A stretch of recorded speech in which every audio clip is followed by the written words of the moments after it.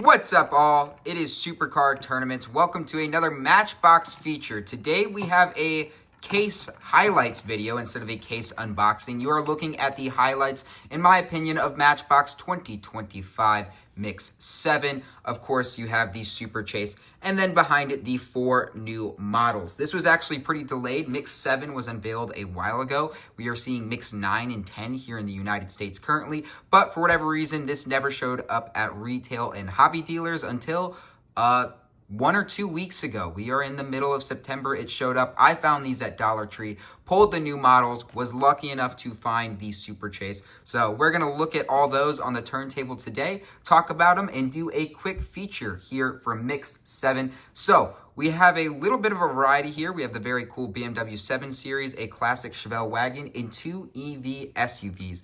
We begin with the 2024 Mercedes-Benz EQB, new for 2025. Go ahead, pop this sucker out, take a look at it. Boom. There she is. We have seen a lot of EV SUVs over the years. People have started to get tired of them over the last few, myself included. But this Mercedes is actually one I quite like. I don't mind it as we let it go around on the turntable. First off, the grille looks fantastic. Mercedes kind of doing, all these EVs, not just Mercedes, do these big fake front grills on the EVs to make them look more like cars. They don't actually have front grills because you don't need to cool an electric engine, but you know, that's whatever. On the Matchbox model here, great. They replicate it fantastic. Looks absolutely great. Outside of that, we get a nice Mercedes badge on the hood coming around to the rear. You can see tail lights. You can see the Mercedes badging, the EQB badging. Looks very good. Very long, proper size. I like this a lot. I think it actually looks really, really good. I'm very high on this casting. Trying to peer into the sunroof there. It's a little tinted, but you do get a view of that full interior. Unfortunately, the glare with that tint, not doing well, but fantastic car here. White, 5-spoke wheels. Really, really like this. Think this is really solid execution. Solid size for a basic model. I am happy with that one. I will probably collect most versions of it. All right, following that up, another EV SUV, the 2024 Cadillac Lyriq. One I don't find nearly as interesting, probably because it doesn't have that Mercedes badge on there. Also, Cadillac, they have cool cars. They've done cool cars. Their EV stuff is not going to be the stuff that interests me, though. Taking out of the package, this is some nice 10-spoke wheels. Pretty boring color to start off with this one. Maybe this is a Cadillac selection, but yeah, I don't know. I'm not running to the pegs to buy a gray SUV. I hopefully will never own a gray SUV in my life, and I don't see a lot of reasons to own a die-cast one, or a slew of them either, yet somehow I do because I love the Matchbox brand. Looking at the front, we do have that new redesigned Cadillac front end for their EVs. I think the Matchbox team did a great job with this. Looks very decaled, or very good, very detailed, decoed out great. Fine to see. Some nice detail on the rear with the tail lights, the Cadillac badge. No license plate. Maybe there is, actually. Let's take a look at that up close.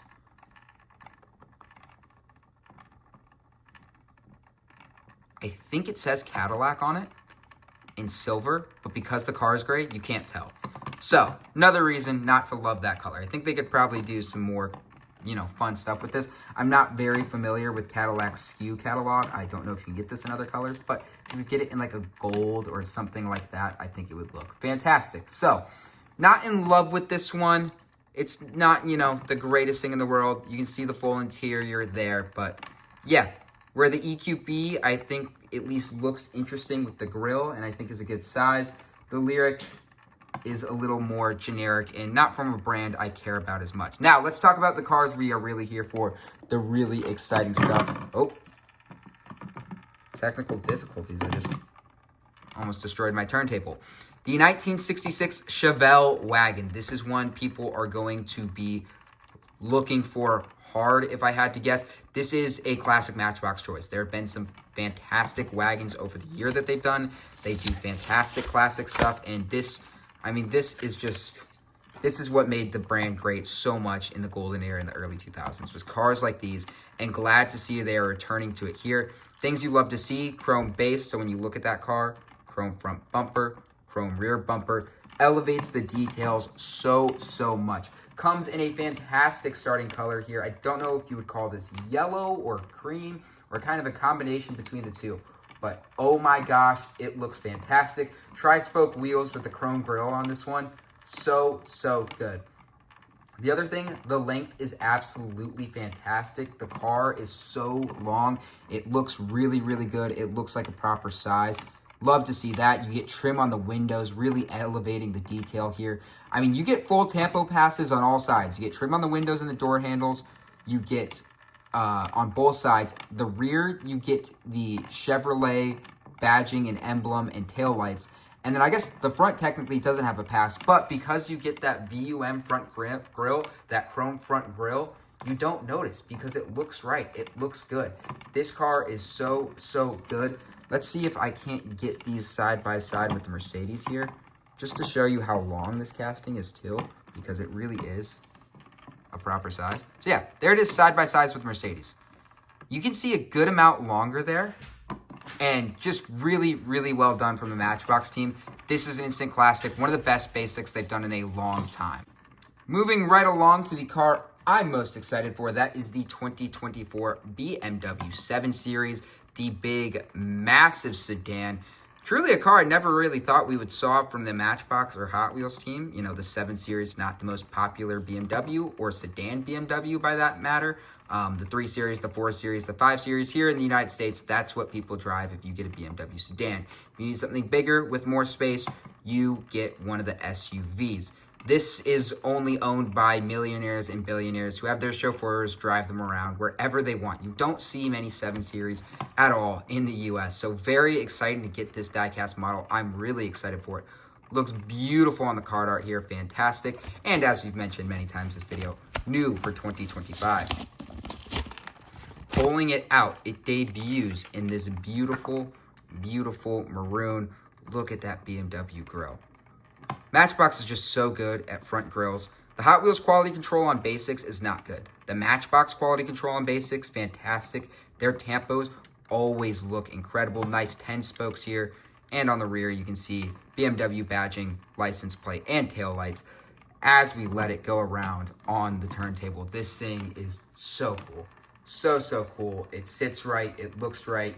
It feels like a big SUV. They did the M2 earlier this year as a new model, Matchbox did, and it was small. It was a coupe. It was a sports car. I'm sure if I were to pull that out and put it next to this thing, it would be a lot shorter, a lot smaller. You could tell that the scale is significantly different. Or the size is significantly different, and the scale is accurate, and that is fantastic. This is very fun. It's very cool. I can't wait to see what they do with this. I think they can do a lot of fun colors, a lot of luxury colors, and make this thing just feel awesome and unique because it occupies unique space in the 1/64th $1 model lineup at this point. There's not really any other large sedans that Hot Wheels or Matchbox are making, and it's one of a kind right now, which is really cool, and I'm very happy about that. All right, last but not least, the Super Chase.